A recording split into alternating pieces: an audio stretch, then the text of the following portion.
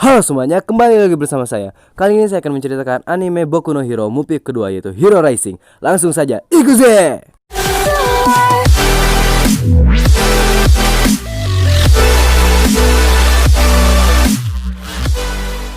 Diawali dengan adegan kejar-kejaran mobil antara pahlawan pro sama liga penjahat komplotan Shigara Kitomura. Namun semua pasukan pahlawan noob pro semuanya kalah tidak tersisa. Lalu datanglah Enderpearl, sang pahlawan nomor 1, langsung menghadang pergerakan liga penjahat. Dengan jurus Jet Burn dan Prominence Burn-nya, berhasil meluluhantahkan liga penjahat, dan mobil dari liga penjahat pun jatuh ke jurang. Namun sayang, ternyata wujud seluruh anggota liga penjahat cuman cloningan dari Quick Twice dan melebur begitu saja. Setelah itu, Enderpearl mengecek apa ada yang dibawa oleh liga penjahat.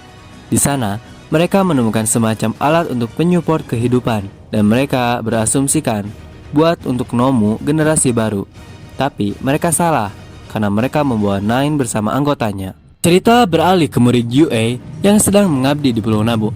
Nah, mungkin lebih tepatnya sih seperti pembantu, ya tapi ya sudahlah. Lanjut, Midoriya bertugas mencari seorang anak kecil yang hilang, bernama Mahoro.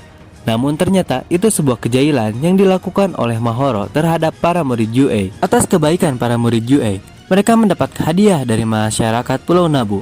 Mereka akhirnya bisa makan enak. Di sisi lain, Komite Keamanan Pahlawan Publik sedang menganalisa para pahlawan yang diserang oleh Nine dan menyimpulkan semua ini adalah hubungannya dengan Liga Penjahat.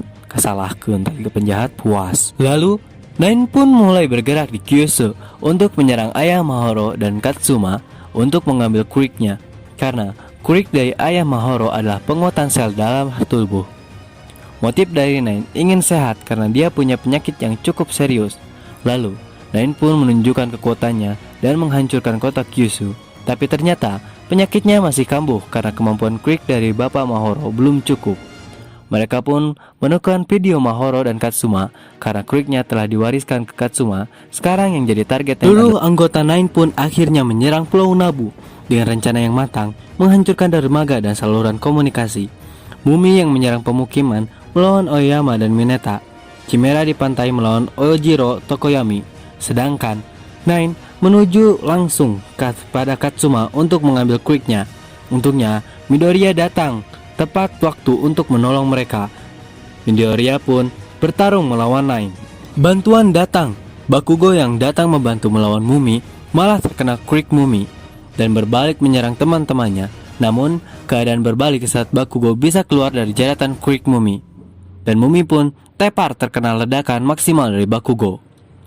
Di sisi lain, Chimera melawan murid UA yang begitu banyak, tapi tidak bisa mengalahkan Midoriya yang kewalahan melawan Nine yang Quick-nya hampir diambil oleh Nine.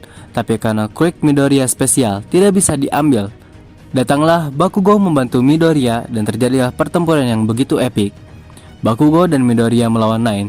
Mereka tidak bisa melawan kekuatan Nine. Namun untungnya, penyakit Nine kambuh. Dia pun memerintahkan genjatan senjata kepada anggotanya. Deku dan Bakugo dievakuasi oleh teman-temannya.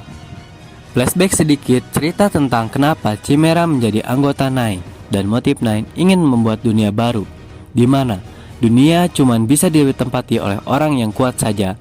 Aduh, klise banget ini motifnya. Lalu, proses penciptaan Nine oleh Profesor Gopano dengan menggunakan sel All for One, jadi dia bisa mengambil 9 Quick.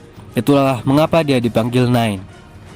Di ruangan evakuasi, masyarakat semua saling tolong-menolong, dan murid UA merencanakan bagaimana cara untuk melawan Nine dan anggotanya. Serangan kedua dari Nine dan anggotanya pun dimulai. Dengan rencana yang dijalankan, tahap pertama, penghadangan dilakukan oleh Aoyama mengeluarkan laser supernova dan meriam Yoruzu yang berhasil memisahkan para musuh.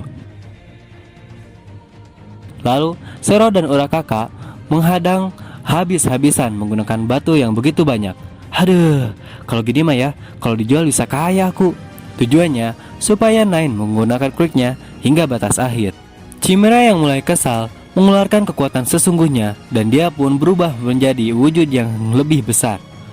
Dengan rencana yang matang, Chimera berhasil dikalahkan dengan dibekukan oleh Todoroki. Nine yang ditahan habis-habisan oleh Bakugo dan Midoriya mulai merasakan gejala dari penyakitnya, dan dia pun menyuntikkan cairan ungu yang selalu ia bawa.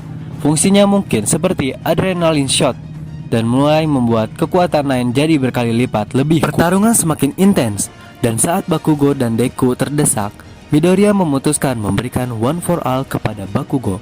Dan akhirnya, sekarang ada dua orang yang memakai One for All, yaitu Deku dan Bakugo. Dengan serangan akhir, Detroit Smash Nine pun berhasil dikalahkan. Pahlawan Pro pun datang ke Pulau Nabu dan mengevakuasi seluruh masyarakat dan murid UA.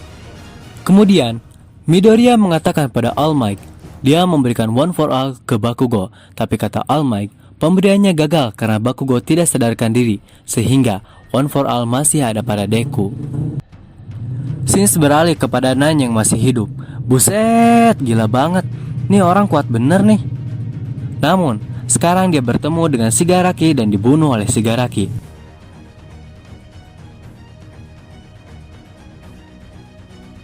Adegan berakhir dengan kepulangan murid UA kelas 1A dari Pulau Nabu dan tamat.